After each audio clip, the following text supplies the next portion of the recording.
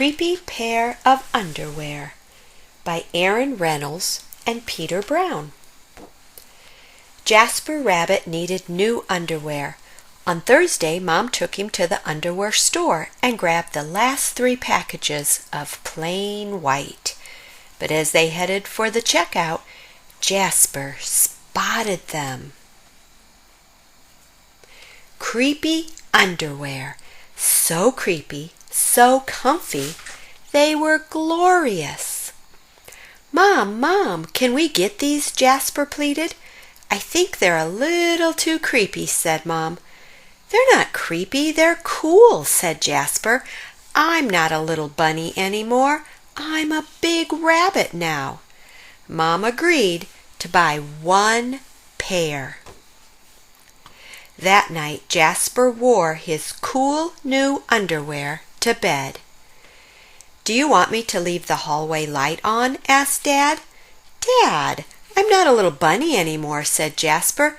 "I'm a big rabbit now." His dad shut the door, and that's when Jasper noticed.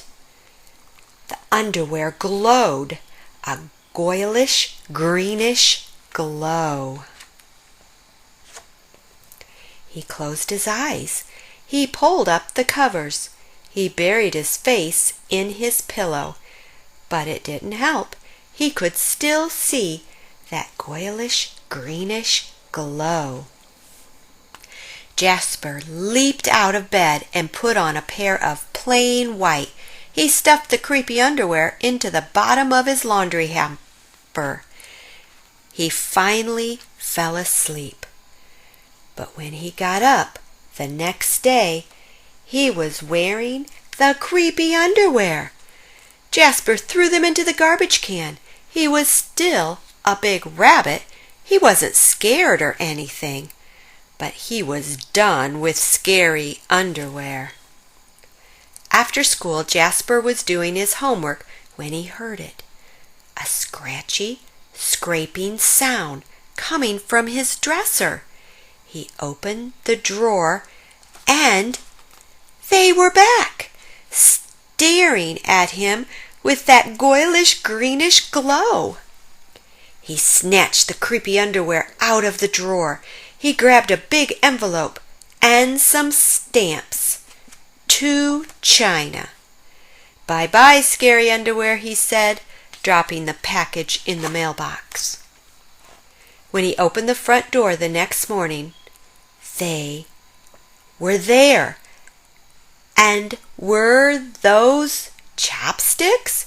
His creepy pair of underwear had somehow returned from China, and it had brought back souvenirs.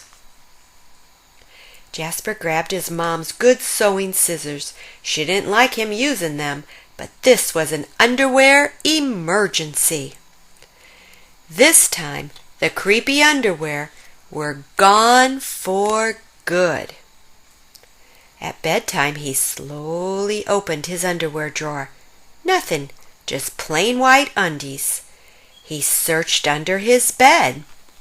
He shook his lampshades. Phew!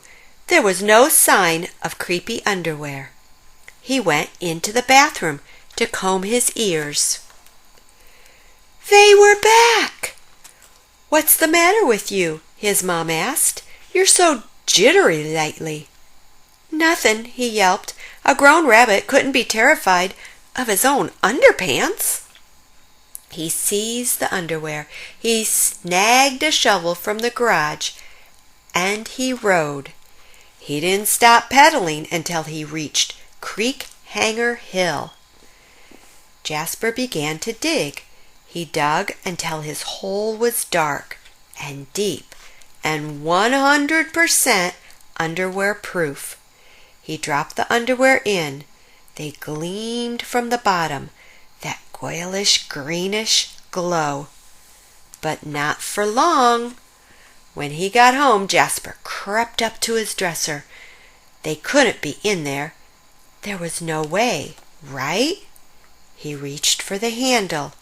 He peeked in. Nothing, just plain white. Jasper smiled and turned out the light. There was just one problem. It was really dark in there, even for a big rabbit. Jasper turned on the light. He looked at his non-glowy pair of plain white, and he knew what he had to do. The creepy underwear were a little muddy, but they still filled the room with that gentle greenish glow.